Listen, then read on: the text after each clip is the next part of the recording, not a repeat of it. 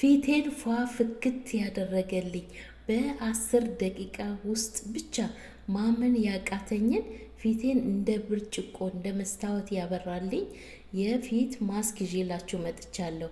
ሁላችሁም ተጠቀሙት። የምር አንድ ጊዜ ብቻ ተጠቀሙት። በተለይ ፊታችሁ ለተሸበሸበ፣ ግንባራችሁ ላይ ለተሸበሸበ፣ ፊታችሁ ጥቁር ነጠብጣብ ካለባችሁ፣ ፊታችሁ እንደ መስታወት እንዲያበራላችሁ ከፈለጋችሁ ይሄንን ማስክ ሰርታችሁ ተጠቀሙ። ቀላል አሰራር ነው። አሰራሩን አጠቃቀሙን አሳያችኋለሁ። አሰላሙ አለይኩም ውድና የተከበራችሁ የሮዛ ጉራጌ ቻናል ቤተሰቦች እንዴት ናችሁልኝ? ዛሬ ታምረኛ የሆነ ምርጥ የፊት ማስክ ይዤላችሁ መጥቻለሁ። የምሬ ነው ምላችሁ። እኔ ለመጀመሪያ ጊዜ ነው ስጠቀመው ማለት ነው። እስከዛሬ ድረስ ቁርንፉድ ለፊታችን እኔ መቼም ፀጉሬ ራሱ ስቀባ ፊቴ እንዳይነካብኝ ነበረ ጥንቃቄ ማደርገው። ለምን ምናልባት ያሳክከኛል፣ ሽፍታ ያወጣብኛል እያልኩኝ በጣም ጥንቃቄ አደርግ ነበር። ለካ ሰሞኑን ቫይራል የወጣ የፊት ማስክ ነው። እስኪ ልሞክረው ብዬ አንድ ጊዜ ብቻ ስጠቀመው ፊቴ ላይ ታምር ነው ያየሁት። ማመን ነው ያቀተኝ። የምሬ ነው ምላችሁ። እስኪ ሞክሩት፣ አንድ ጊዜ ብቻ ሞክሩት። እኔም ልሞክረው ብዬ ነው አንድ ጊዜ ሰርቼ የተጠቀምኩት። ከዛ በኋላ ለምን ሰርቼ ለእናንተ አላካፍላችሁም ብዬ ይዤላችሁ መጥቻለሁ። ለእኔ የጠቀመኝን ነው ሁልጊዜ ለእናንተ ማካፍላችሁ። ሁላችሁም ተጠቀሙትና ሀሳብ አስተያየታችሁ ኮሜንት ላይ አስቀምጡልኝ። የምር ይሄንን ማስክ ሞክሩት ሁላችሁም። ምንም አይነት ጉዳት የለውም። ለማንኛውም ቆዳ ይሆናል። ቆዳችሁን ፋፍክት ጥርት እንደ መስታወት ነው ያስደነግጣችኋል። መጀመሪያ ስትጠቀሙት የምር ትደነግጣላችሁ። የኔ ፊት ነው እንዴ? የኔ የፊቴን ቆዳ ነው እንዴ እያላችሁ ያስደነግጣችኋል። እና ለአንድ ጊዜ ብቻ ሞክሩት። ይኸው በዚህ መልኩ ቁርንፉዱን ወቅጬ በድስቴን አድርገዋለሁ። ድስቱን ንጹህ መሆን አለበት። ጥብ አድርጋችሁ በደንብ በንጹህ ነገር ነው ለፊታችሁ ለቆዳችሁ ስለሆነ በንጹህ ነገር ነው መስራት ያለባችሁ። በንጹህ ውሃ ማንኪያችሁ በደንብ አጥባችሁ እና በንጽህና ስሩት። ልክ እንደዚህ እንደኔ ጽድት ባለ መልኩ ሰርታችሁ ለፊታችሁ ስትቀቡት የሚሰማችሁ ስሜት ልነግራችሁ አልችልም። ዋው ነው የምር ዋው። ይኸው በዚህ መልኩ አንድ ብርጭቆ ውሃ ጨምሬ የወቀጥኩትን ቁርንፉድ ለ1 ደቂቃ ብቻ ነው ማቆየው እሳት ላይ። ብዙ አላቆየቱም። ብዙ አታቆዩት። በሙቅ ውሃ መዘፍዘፍም ትችላላችሁ። ዘፍዝፋችሁ አቆይታችሁ መስራት ትችላላችሁ። እንዴት አድርጋችሁ እንደምትሰሩ ታሳያችኋለሁ። ቪዲዮውን ከወደዳችሁት ላይክ ማድረጋችሁን እንዳትረሱ። አያችሁ በዚህ መልኩ ሰርቼ ጨርሼለታለሁ። ወዲያው ነው የሚደርሰው። ከዛ አጠለዋለሁ። ስፕሪን በነገራችን ላይ እንደ ስፕሪን ትጠቀሙታላችሁ። ለጸጉራችሁ መጠቀም ትችላላችሁ። አሁን እነግራችኋለሁ እንዴት አድርጋችሁ እንደምትጠቀሙት፣ እንዴት አድርጋችሁ እንደምትሰሩት አሳያችኋለሁ። እኔ አሁን ማስክ ነው የምሰራው። ስፕሬም እንደ እስኪኖር ፊታችሁ ላይ ማጽዳት ትችላላችሁ በጥጥ ነገር። በዚህ በውሃው ፊታችሁ በመጀመሪያ ላይ ጽድት ማድረግ ትችላላችሁ። የምር የሚሰማችሁ ስሜት ልነግራችሁ አልችልም። በቃ ቆዳችሁ ፏ ሲል ፊታችሁ ሲያምር እንዴት ነው?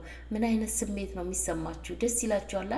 እንደዛ ነው የሚሰማችሁ። እንደዛ ነው። አሁን ይሄንን ከተጠቀማችሁ ፊታችሁ ላይ ይሄን ውጤት ነው የምታገኙት። የምር አንድ ጊዜ ብቻ ሞክሩት። ይሄ በዚህ መልኩ አንድ ማንኪያ ነሻ ጨምሬያለሁ። ሁሉንም አልጨመርኩትም። እንደ ስፕሬም ልጠቀመው አስቀምጫለሁ። ለጸጉራችሁ መጠቀም ትችላላችሁ። አንድ ላይ ፊታችሁ ስትጠቀሙ ጸጉራችሁ ላይ እንደዛው ስፕሬም ማድረግ ትችላላችሁ። የቀረውን ይሄው በዚህ መልኩ ቶሎ ነው የሚደርሰው። ትኩስ ስለሆነ አንድ ማንኪያ ነሻ ጨምሬ ይሄው በዚህ መልኩ ሰርቼዋለሁ። በትንሽዬ እሳት ነው የምትሰሩት። መወፈር የለበትም። ከእንግዲህ ምን ልቀባ ማለት ቀረ። ይሄንን ቪዲዮ የደረሳችሁ የምር ሰርታችሁ ሞክሩት። ሀሳብ አስተያየታችሁ በኮሜንት ፈልጋለሁ። ኮሜንት ላይ አሳውቁኝ። እጠቀመዋለሁ ብላችሁ አሳውቁኝ በኮሜንት። ከዛ ከተጠቀማችሁት በኋላ ደግሞ ውጤቱን መጥታችሁ ንገሩኝ። አሁን እንግዲህ የተጠቀምኩት አንድ ማንኪያ ቁርንፉድና ውሃ ብቻ ነው እስካሁን ድረስ እና ነሻ አንድ ማንኪያ አንድ ብርጭቆ ውሃ፣ አንድ ማንኪያ ቅርንፉድ ወቅጬ ከዛ በኋላ ከሰራሁት በኋላ በነሻ ሰራሁት። በአንድ ማንኪያ ነሻ ሰራሁት። ነሻ በሚገርም ሁኔታ ለጸጉራችን፣ ለፊታችን፣ ለጸጉራችሁ እንደ ኮንዲሽነር እኔ በቃ እንደ ኮንዲሽነር ነው የምጠቀመው። መቼም ከቤቴ አይጠፋም ነሻ። የት ነው የሚገኘው ብላችሁ ለጠየቃችሁኝ የትም ቦታ ሱፐር ማርኬት ውስጥ ይገኛል።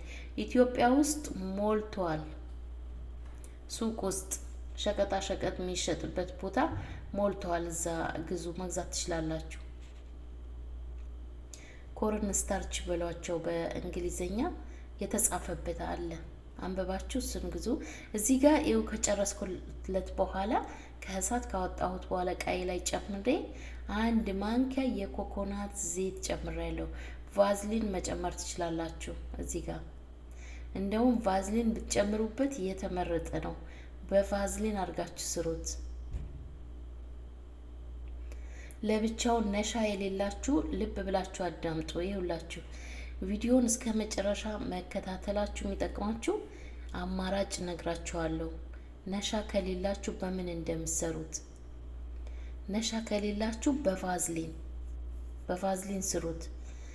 ትወቅጡትና እንትኑን ቅርንፉዱን ልክ እንደዚሁ ትወቅጡትና ቫዝሊን ጨምራችሁ ውሃ እንዳትጨምሩ። ቫዝሊን ጨምሩና ከዛ ቫዝሊኑን በእንፋሎት ከቅርንፉዱ ጋር አንድ ላይ ከፈጫችሁት ወይም ከወቀጣችሁት ቅርንፉድ ጋር አንድ ላይ በእንፋሎት ለ10 ደቂቃ ትሰሩታላችሁ። ከዛ በኋላ ወዲያው ነው የምታጠሉት። ወዲያው አጥላችሁ በእቃችሁ በንጹህ እቃ አጥላችሁ ታስቀምጣችሁ በየቀኑ ትጠቀሙታላችሁ። ፊታችሁ ላይ ተአምር ነው የምታዩት። ይኸው እዚህ ጋር የተወሰነ ቅርንፉድ ጨምሬ አንድ ላይ አስቀምጠዋለሁ። ፍሪጅ ውስጥ ነው የሚቀመጠው። ይሄ ውጭ አይቀመጥም። በቫዝሊን ግን ከሰራችሁት ውጭ መቀመጥ ይችላል። በቫዝሊን ይዤላችሁ እመጣለሁ። እስኪ በቫዝሊን ስሪልኝ የምትሉ ልጆች አሳውቁኝ በኮሜንት። በቫዝሊን በቀጣይ ቪዲዮ ይዤላችሁ እመጣለሁ።